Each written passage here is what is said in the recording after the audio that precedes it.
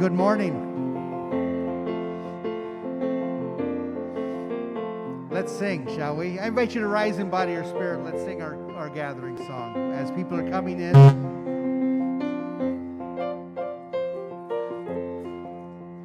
Words will be on the screen.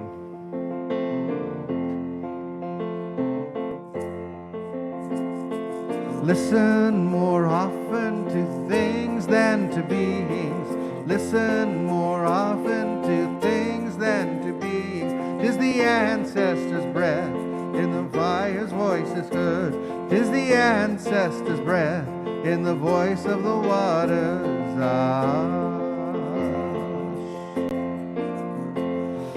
Those who have died have never, never left. The dead are not under the earth. They are in the rustling trees. They are in the groaning woods. They are in the crying grass.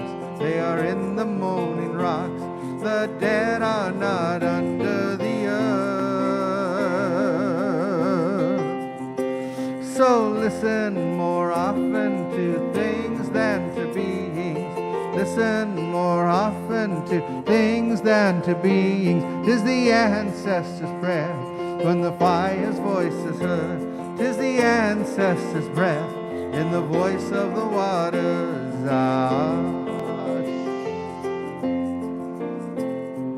Those who have died have never, never left. The dead have a pact with the living. They are in the woman's breast. They are in the wailing child. They are with us in our homes. They are with us in this crowd. The dead have a pact with the living. So listen more often to things than to beings. Listen more often to things than to beings. 'Tis the ancestors' breath in the fire's voice is heard. 'Tis the ancestors' breath in the voice of the waters.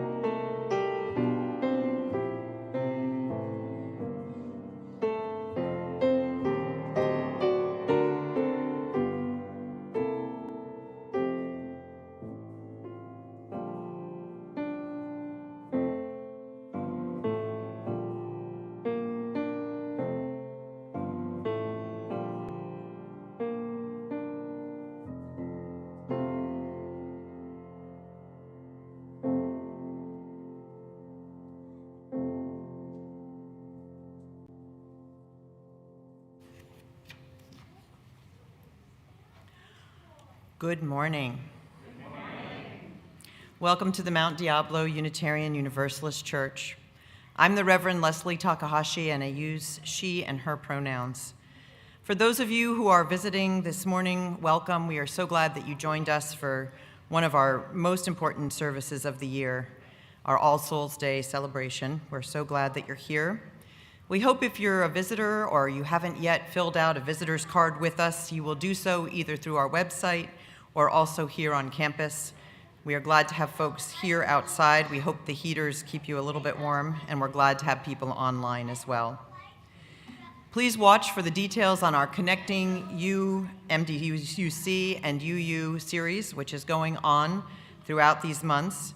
And if you're new and you want to learn more about who we are and what we do, you can sign up for that at the umbrella table, which will be outside after the service, or you can speak to a board member or a minister at any time. We have a lot going on right now in our congregation, so I want to mention a couple things. And one of them has to do with our service this morning. We have our beautiful altar that has been created in the back. I hope everyone took a moment to see it. And if for those of you who sent in a request to process with a candle today, we'll just ask you as the offertory period comes to an end to meet Michael in the back there, and Michael will explain what we're doing. If you'd like to watch, if you sent in a photo as well, you can watch and process when the photo comes up, and if not, we'll just invite you to process when you feel so moved. So we're really grateful for all of those who've agreed to participate this morning. We also have our coffee and conversation groups going on. We've had 3 so far. You saw them in the gathering pictures. I hope you'll watch for those as well. They're a great way to get out and see a few of your neighbors. We've had some wonderful gatherings and seen some people we've only seen online, so it was great to see you in person over the last couple days. Today is, there's something coming up. I don't know, someone near the back might know. What is coming up tomorrow? Yeah, I see one hand. What? Just shout it out. Halloween, yes. Halloween is coming up. So today, after services at noon, we will have our Trunk or Treat event, and we're asking those who are being trunks to be up in the upper parking lot and nobody else, because we want to create a place where the children can walk without, any danger of encounters with motor vehicles. So we will also have some folks helping with crossing in the parking lot. But if we could be particularly mindful, if you're not particularly planning on staying for that event, that you watch where you're driving. We would appreciate that today. And we also have our film, My Dad, Stephanie, happening at 1 today. We hope you'll come back or stay for that. Our Bid for Love catalog will be out, which I'm sure you'll hear more about. And we hope that you will also take a moment and look at the just-in-time listings in your Friday emails, because we are eager to get more of you involved in volunteering. Please contact anyone on our ministerial team if you're in need of a listening ear, special care, or financial support. Asking is a gift you give the community, and welcome to this important service and this beloved community.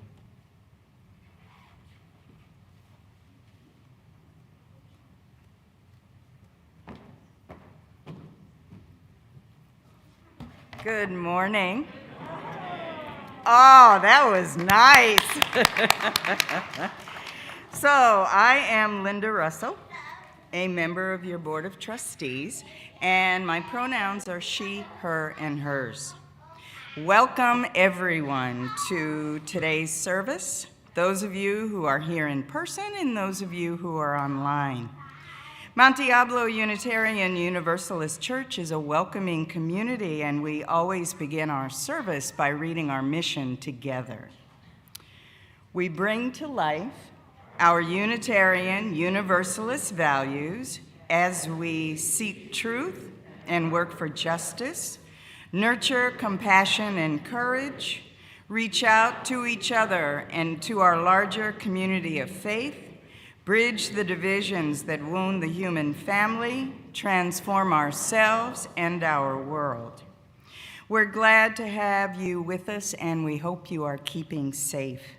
So I've got a couple of announcements. One is, please make sure to join us for next Saturday's Bid for Love. This is our annual fundraiser, and it's just a fun evening. We hope that this year we'll continue to be together virtually and in person. So we hope many are able to come in person, but however you come, we're thrilled that you're going to join us. There's still time to submit a class, a skill, a gathering, or a getaway. There is information online at our website, mduuc.org, or in the weekly email as to how you can submit an offering and how to bid for items that are already submitted. Donating an item or an event is very easy, and it takes less than 10 minutes. And if you have something you would like to physically donate, items will continue to be accepted this Friday. I'm also very excited to give you a sneak preview that our big ask this year is going to be about making our campus more family-friendly, giving attention to our play spaces and equipment. Please join us to hear more about the Big Ask on Saturday. And this is very much in line with our intention to grow and support our wonderful families, a value that we hold dear here at MDUUC. Lastly, I want to remind you to put November 20th on your calendar for our congregational vote on the 8th principle and our announcement for this year's MDUUC Award. The MDUC, which is what it's called, is an award that's given to someone in our congregation recognized for their years of contribution and service to this community. Welcome. It's good to be together.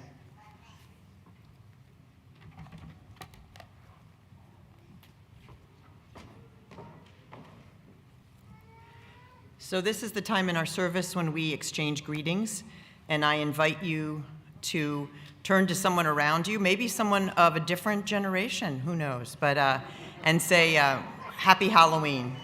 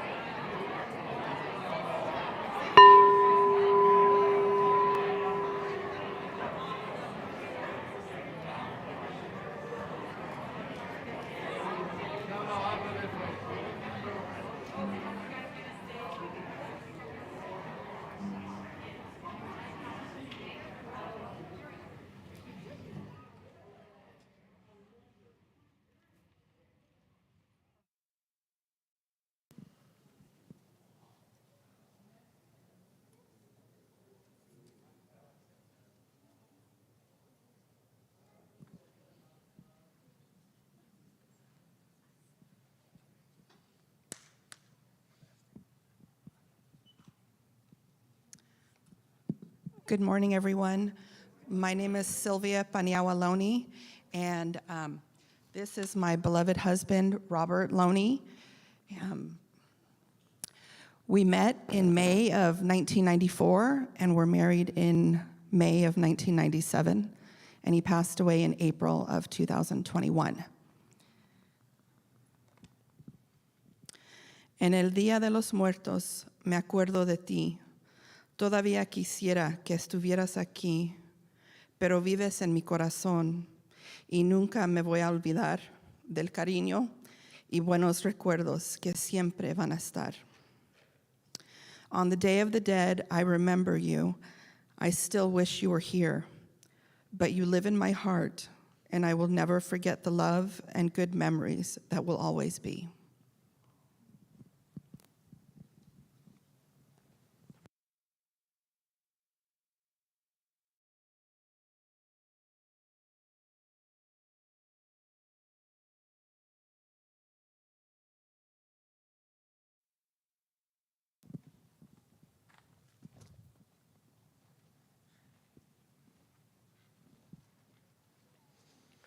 I would love to invite those who are young, or perhaps young at heart, to join me by the altar this morning.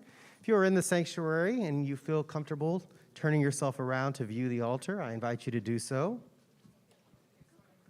Sorry, Tom, standing in your way.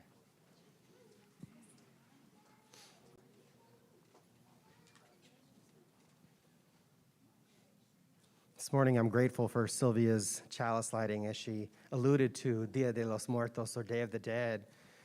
Although we often mix it up with Halloween, they are completely separate celebrations. This is a cultural ritual where we honor those who have transitioned into ancestry, our beloveds, and we do so by constructing this altar. It is in 3 tiers, and typically what happens is it'll start October 27th and go through November 2nd. On November 3rd, which is the day after Dia de los Muertos, you light one final candle as a prayer. Thank you for the beloved ancestor coming back to visit, and a wish that they return again next year. But what you see here are 3 different levels. The first is la entrada, or the entrance. We use marigolds. They have this very beautiful, fragrant scent to them that guides the spirit home, back to where you want them. Correct, right there. You see them all around. They're usually orange or yellow. And then we move into the second tier. And this is where we put all the things that our beloved ancestors really appreciated, their favorite drinks, favorite foods. Sometimes you'll see clothes, artwork, all the things that make them feel like they've come home again. And then in the top tier, the closest tier to heaven, is where the photos of our beloveds go. And we honor them. We bring them back into our space to celebrate the richness of life and remember that even though they may physically be gone, they are still spiritually with us in love, in wisdom, and in the path in which they have paved for us to be here today. So in this sacred ritual, we honor all the ancestors that are represented on this altar and those that may not be, but are still with us this morning. Thank you. Okay, now I'd like to invite anybody who's wearing a costume to join us. We are going to have a little bit of a costume parade. So can we all stand up? And those of you who'd like to join us, doesn't matter what your age is, how old you are, if you'd like to join us in our parade, come on back here. And we'll have some music over here. You guys can follow me.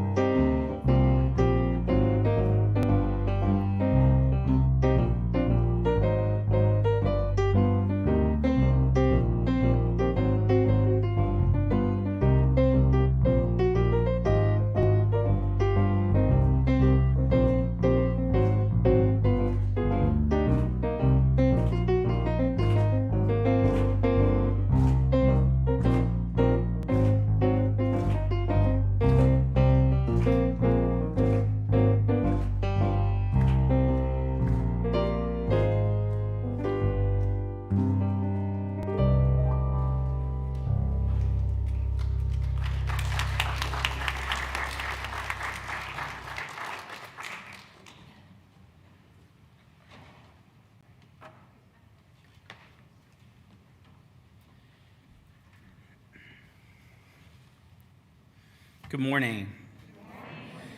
So our beloved Jean Wilcox couldn't be with us today due to a health concern. She's doing fine. But instead, I'm going to share some words by the Reverend Dr. Mark Bellantini, whose ministry has been really enriched over the years, companioning congregants and community members through the valley of the shadow of death. He's had a way of embracing grief while honoring other attributes of the human condition. So today, we hear his reflection on grief and astonishment. More often than you might imagine, folks come up to me after I have offered a eulogy for another parishioner and say, "I wish I could hear your eulogies you give before someone dies, and not just afterwards. I wish I had known all those things about her so that I could have talked with her about them. She never told me she was an aspiring flute player. I am too. I thought I knew her pretty well, but I guess I didn't." There is so much we don't know about each other, true, and I understand the sentiment. Over and over again, while preparing a memorial, I have been astonished at how rich our human lives are, and sometimes how tragic. When I look out from the Sunday pulpit on the faces of the people whose friends and family I have buried, I see the shine in their faces with the stories that I know, but a more basic astonishment surfaces, especially when I grieve. And that is the mystery of life and death itself, that we are here at all. Our lives are mortal, that every single life born in the 19th century is gone now, and in 100 years, so may all life on earth right now be gone. Sometimes as I walk to my car in the oddly yellow lit light that illuminates my building's garage, I find myself astonished again by the light, by the three-dimensionality and the apparent solidity of everything around me. Oh, I accept what the physicists tell me, namely that we are mostly made up of empty space, but it looks so permanent. It's all here that I find myself saying over and over, everything is astonishing. I remember the first time I witnessed the death of a fellow human being. This individual had been unconscious for weeks, but suddenly, astonishingly, he opened his eyes, looked at his wife and then me. He lifted himself up on his bone-like arms and spoke his last tender love to his wide-eyed wife, then spoke a goodbye to me and said to both of us, "I'm going now, goodbye." Then he laid down, stopped breathing, and grew quiet. For weeks afterwards, all I could think about was that transition from life to stillness. His surprising voice announcing that he was just going echoed in my head for weeks after. It was as if my skull had become hollow, a cave where nothing else but that goodbye resounded. Astonishment and grief were welded together that day for me. When I was walking through the City of Lights bookstore in San Francisco one day, I chanced upon a book by the powerful poet Ferdinand Pessoa titled Always Astonished. "I'll say," I said out loud, as if speaking to Pessoa himself. The friend who was with me then asked, "What does that mean?" So I told her the story I just told you, but in much richer detail. And when I was through, she said, "I see. You know, come to think of it, I am also always astonished about the mystery that we live at all, and that we are all mortal." To which I simply said, "Amen." Let us open our hearts this morning to be astonished at this All Souls Sunday, astonished by our loved ones no longer here or near, astonished by their ongoing love and reminders of hope, astonished by one another. Come, let us worship together.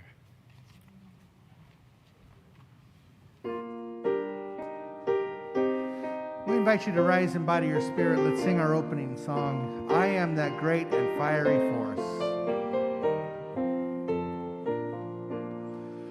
I am that great and fiery force, sparkling in everything that lives, in shining of the river's course, in greening grass that glory gives.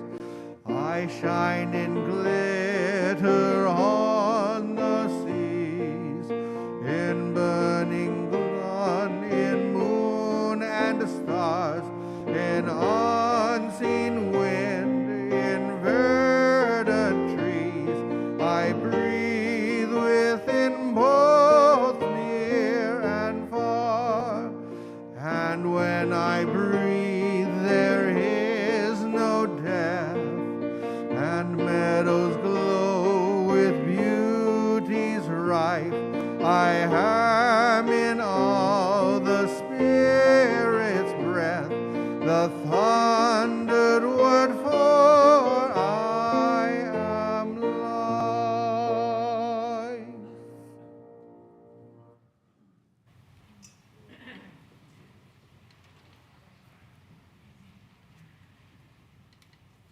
As we continue to prepare for this service in a culture in which we are told to go through grief as quickly as possible, to make it as short and glancing an experience, let us continue to contemplate the great words of wisdom that are all around us. These from the great Buddhist teacher, Thich Nhat Hanh, who we also lost to death over the last year, and whose words have been in this pulpit many, many times. Visualize a cloud in the sky. Maybe one part of the cloud has become rain, and half of the cloud remains in the same form, and half has taken a different one. And you cannot say that the rain is less beautiful than the cloud, or the cloud is less beautiful than the rain. They can both be beautiful. When you live with your beloved one who has died, be aware that he or she is a kind of cloud. You are also a kind of cloud and are not entirely here just in body, because every day you produce thoughts and speech and action which continue independently of you. So we, like a cloud in the sky, every day can produce rain or snow or hail. We can see the continuation of the cloud, even if it's still there in the sky.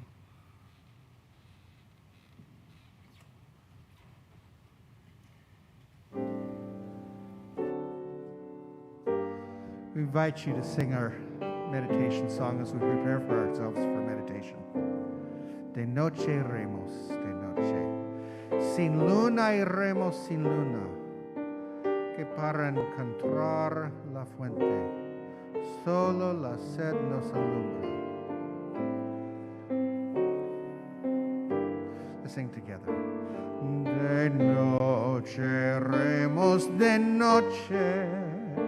Sin luna iremos sin luna, que para encontrar la fuente, solo la sed nos alumbra. De noche iremos, de noche, sin luna iremos sin luna, que para encontrar la fuente, solo la sed nos alumbra.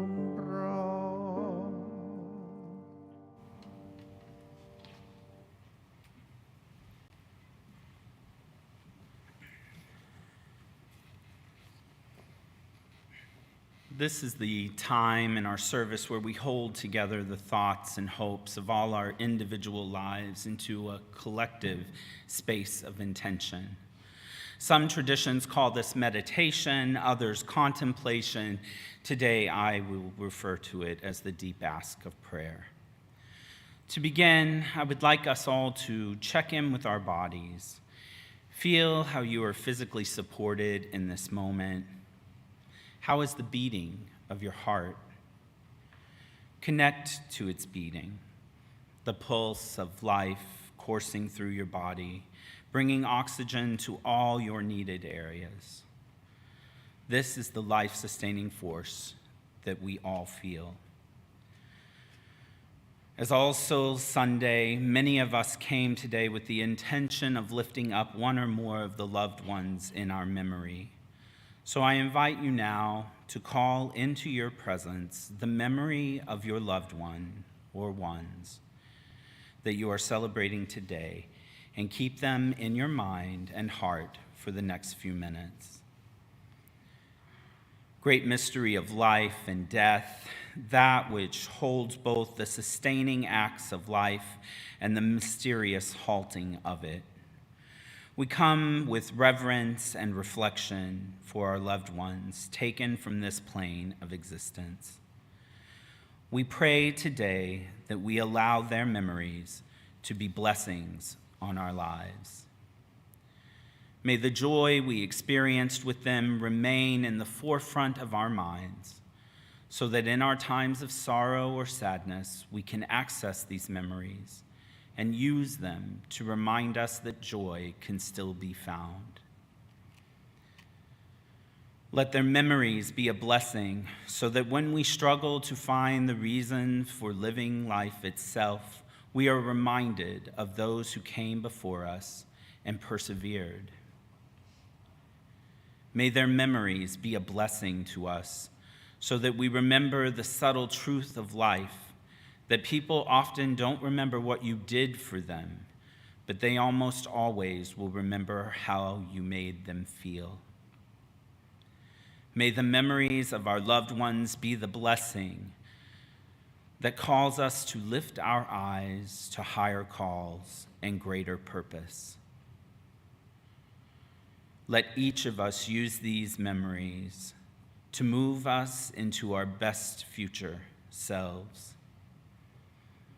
I'd like to invite those in the room to, if they feel comfortable, lift up a word of one of those attributes that you will hold from your loved one, to let their life continue to be a blessing. And if you're on our YouTube channel, type those words in.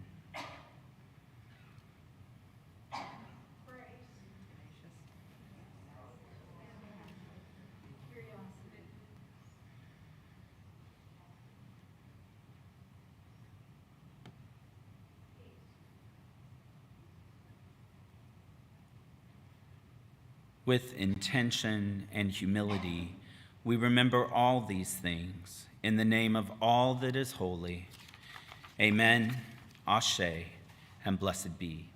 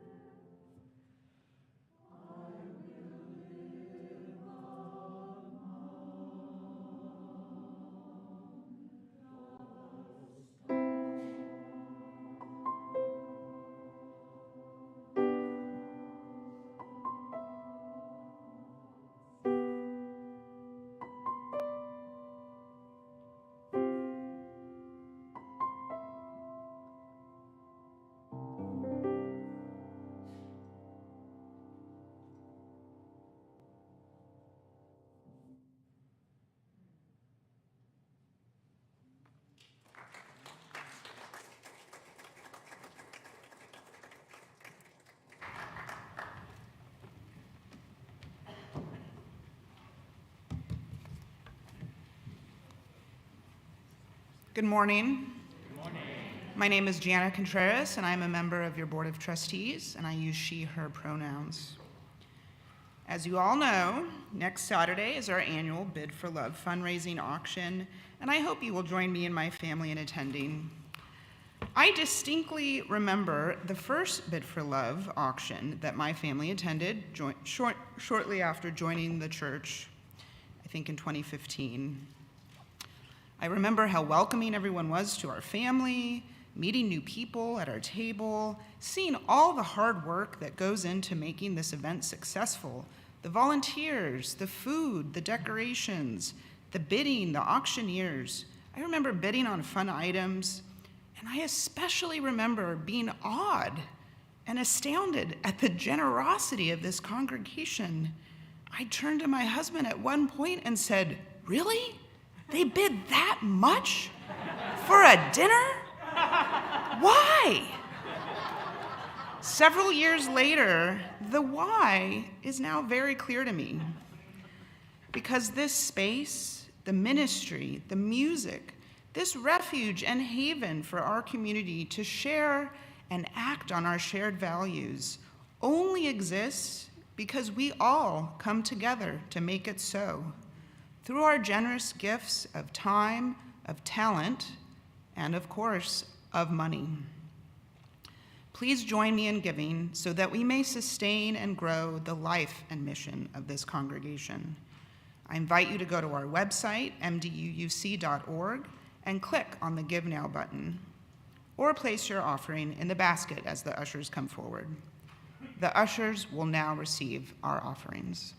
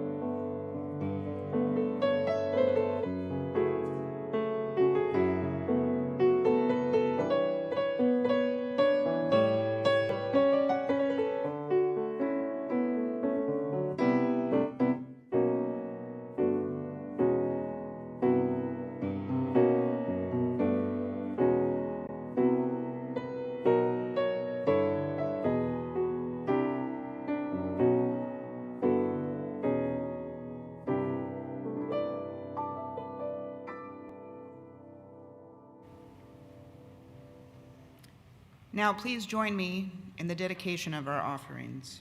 The words will be on the screen. To the work of this community in transforming ourselves and our world, we dedicate ourselves and our offerings.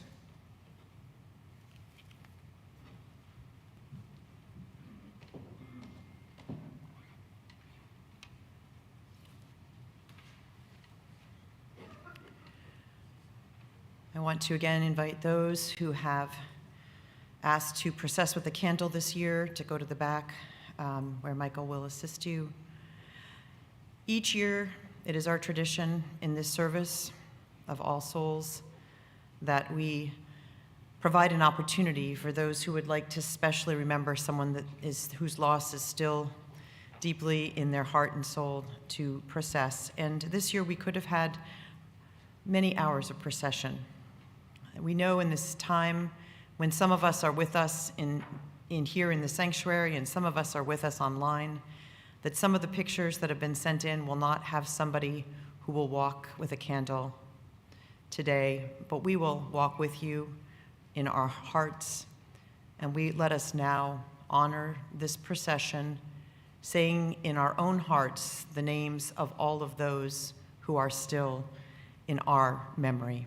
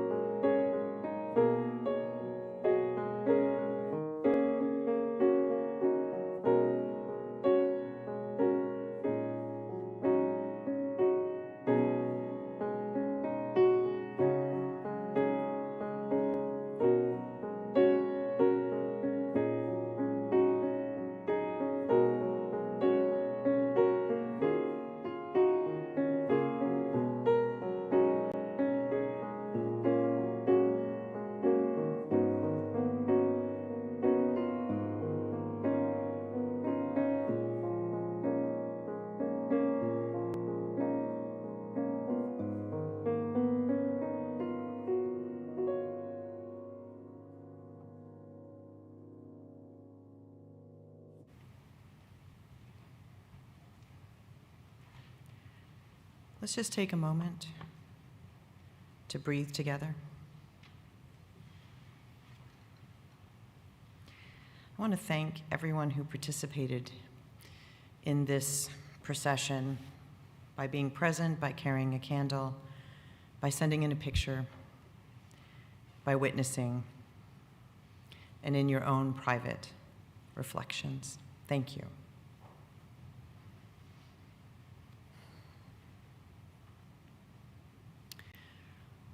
When my uncle died, my father informed us in the same breath that he told us that my Uncle Fred had died, that we would not be going to the services.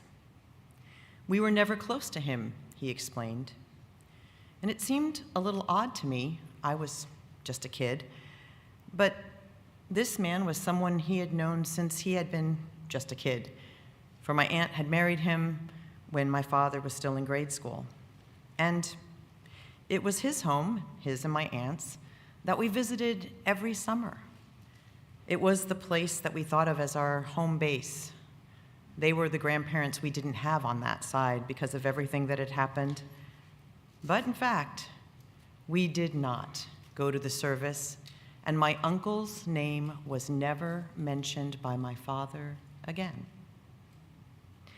Now, each of my parents had lost one of their parents to an unusual form of early death.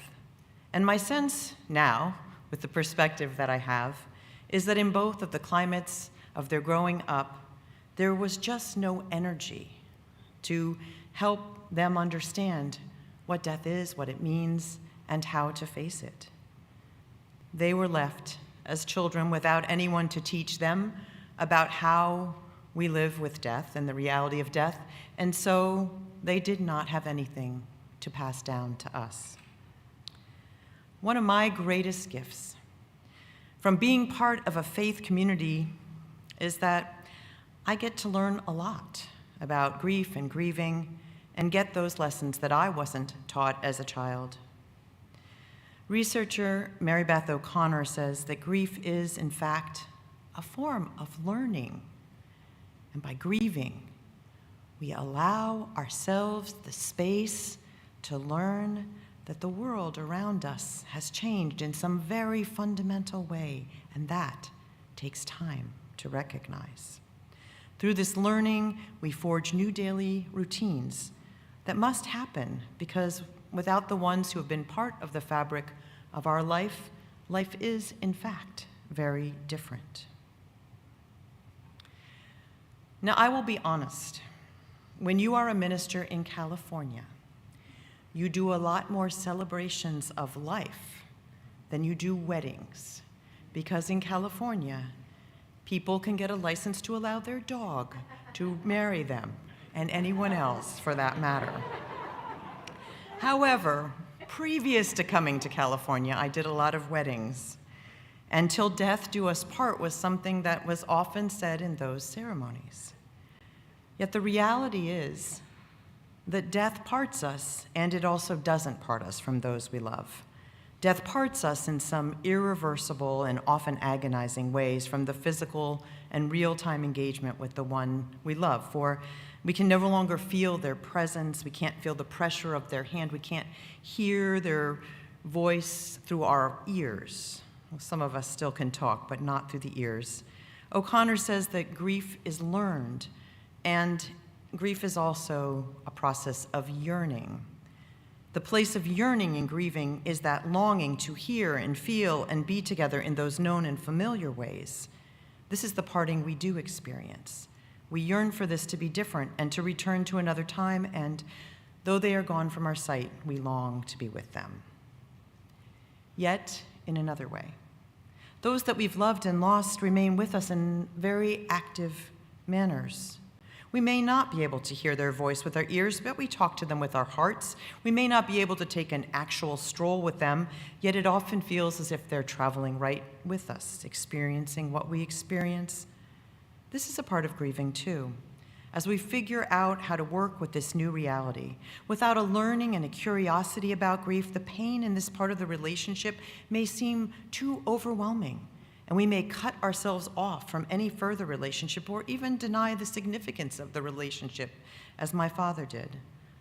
The wisdom traditions of the world are designed to teach us about how to interact with our grief, how to keep learning, how to be on that journey, and how to acknowledge that we have a continued relationship with the people that we've lost. Rituals and practices that some might see as superstitious or pointless or even morbid have a real purpose.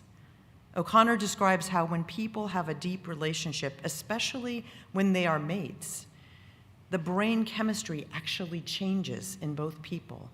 And when grieving happens, the brain chemistry changes again. And so while the loss is there, people are not really disconnected completely in spirit or emotion simply through the physical act of death. This service, which I truly believe is one of the most important we do each year, is part of countering that dominant culture that says that grief is something we should get over as soon as possible.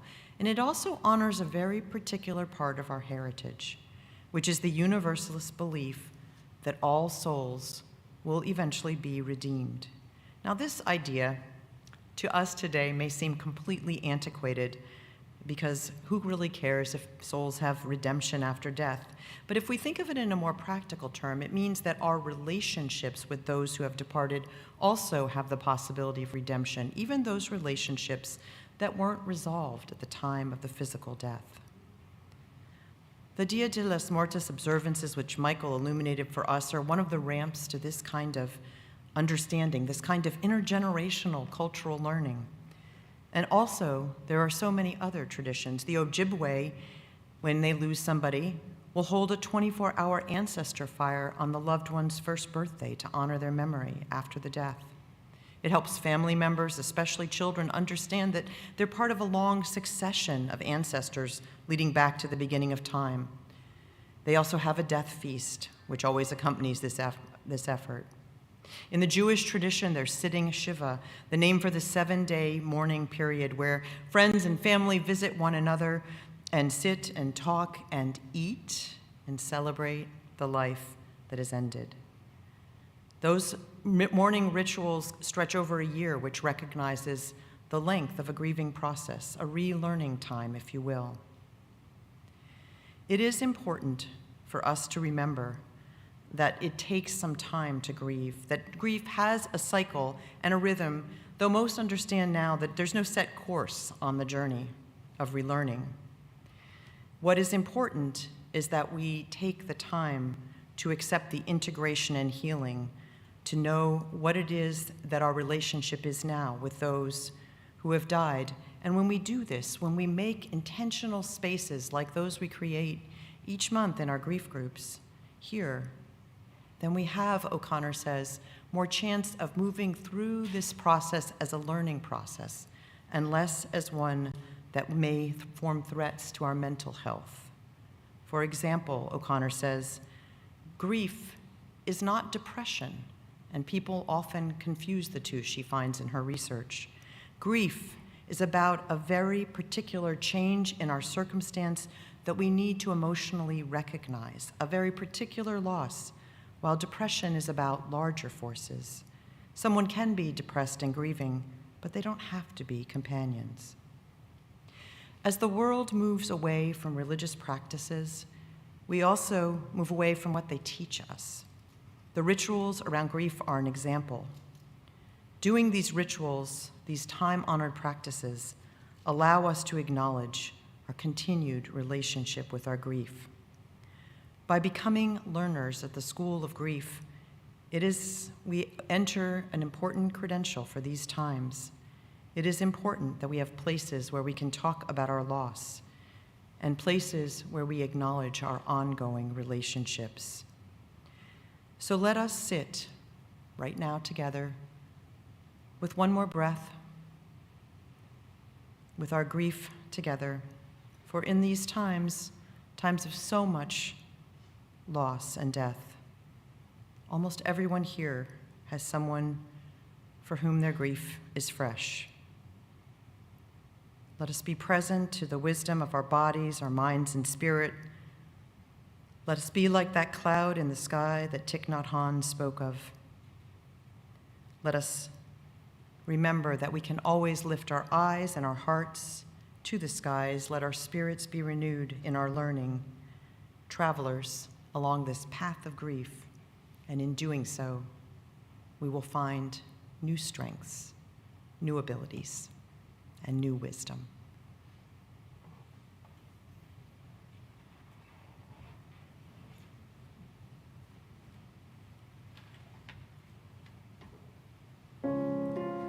We invite you to rise in body or spirit. Let's sing our closing song, All My Memories of Love.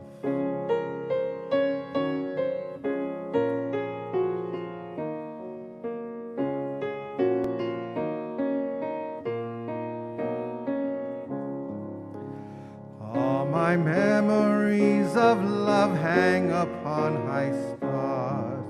All the souls I've lost to tears now the autumn jars. And the air around me here thickens with their song. Sing again their nameless tune, sing again and strong. Willows in September touch the water clear, set among the rushes tall of blowing year. Rising up from sunlit paths comes the shadowed side, running toward me silently, love to fortify. Many are the graceful hearts hung upon this tree, and it seems there's room for mine on these branches free.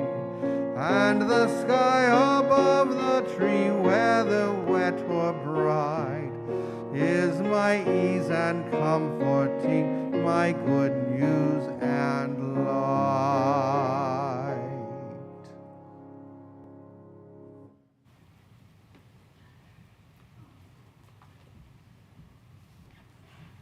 They are nowhere and everywhere all at once. We can't see them, we can't hug them, we can't speak to them. But we remember them in the sense of their favorite foods. We see them in their favorite flowers, their trees, their favorite places. They are nowhere and everywhere all at once. As we extinguish this chalice, may we remember that there is an energy that connects them to us. It is love. And as they sang earlier, they do indeed live on.